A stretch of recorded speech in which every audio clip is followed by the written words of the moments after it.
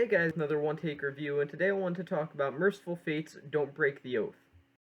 Don't Break the Oath is the second full-length album from the metal band Mercyful Fate, who were pioneers in genres like speed metal and black metal, while also never actually being any of those genres in particular, or at least not to the fullest extent of their meaning. Mercyful Fate were through and through just a straight heavy metal band. There's no real subgenre descriptors that you can tack onto them in particular. Besides launching the career of the often overrated but still very well loved King Diamond, the musicianship that was presented on their first two albums alone, Melissa as well as this record, Don't Break the Oath, cemented them as very important people within the halls of metal and general rock history.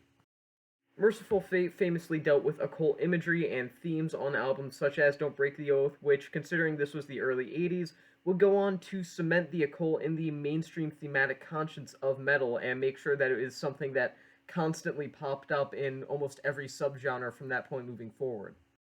However, considering this album did come out in 1984, the self-presentation and imagery is about as cheesy and campy as it gets.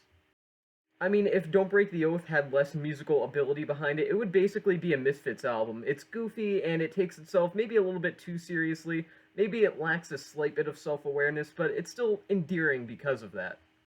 The occult influence remains slightly charming, even if it is just very cheesy and illegitimate at best, and it does deliver some interesting occult-themed folk interludes on a couple of songs here or there that at least make the album have a unique sort of sound, even if it is sacrificing some of the respectability of it in terms of actual presentation. Don't Break the Oath is also an extremely strong album in terms of instrumentation. Guitarists Hank Sherman and Michael Denner both make great use of the six string, and I wouldn't say exactly shred their way through things, but they deliver some excellent riffs as well as solos. There's very strong gliding between subtle time signature changes, even though they're not progressive metal or anything like that, and generally speaking, there are a lot of genres here that you could say Mercyful Fate are the proto-version of.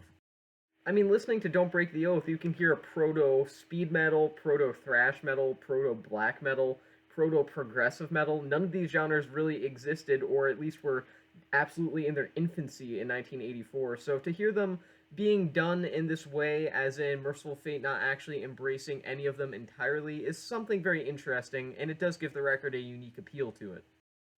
And nonetheless, even with the variety of genres that they do kind of pick up along the way throughout the course of this record, for the most part, when you really boil it down to just the basic sound, Mercyful Fate's work here on Don't Break the Oath is still the same epic soaring choruses and occult lyrics that defined their peers throughout the early 80s.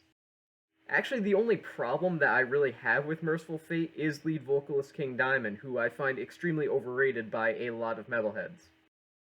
He has two different vocal styles, and the first one is the kind that I enjoy, which is this sort of proto-stoner metal moaning kind of vocal style that's sort of mystical in its own way. This is best heard on songs like Desecration of Souls, which is one of the coolest song titles ever written, and generally speaking, even though it does make up about less than half of the record overall, I think that this lower register singing is what really defines the album's quality for me, and for my own personal listening experience is the album's most iconic feature. This more restrained vocal style proves that King Diamond is actually capable of being more than a screeching banshee with a throat problem. The other side of Mercyful Fate's vocalists' different types of styles is something that totally embraces those aforementioned Banshee-isms.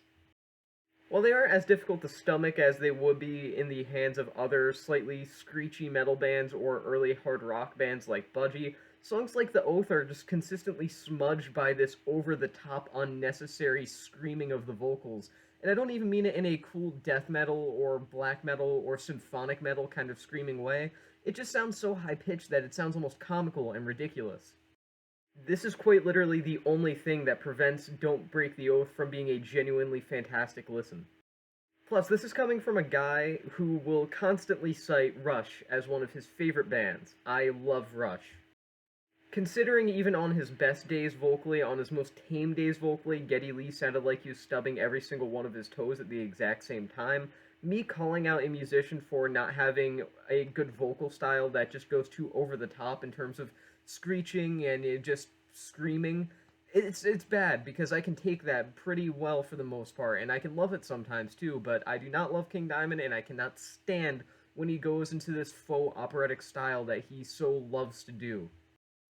Overall, Don't Break the Oath had the potential to be a massive milestone in metal in terms of quality. Few instrumentals from bands like Mercyful Fate, I should particularly say, mesh together themes of the occult as well as just very strong classic metal sounds. I mean, really, the compositional aspect of this record is fantastic. Unfortunately, King Diamond's nonstop milking of his admittedly impressive but still very frustrating and frankly kind of annoying vocal range prevents me from truly loving this record, which is why I'm giving it 3.5 stars out of 5. It's good, and if you listen to an instrumental version of it, which may exist out there, it's probably at least a solid 4.5 stars, if not maybe a 5. But King Diamond's voice just truly kills most of my enjoyment of this, and when he sings in that lower register, this is a beautiful, beautiful album. But when he just decides to soar into those, again, faux operatic heights, it gets frustrating, to say the least. So yeah, 3.5 stars out of 5. And with that being said, that's the end of this review, and I'll see you guys in the next one.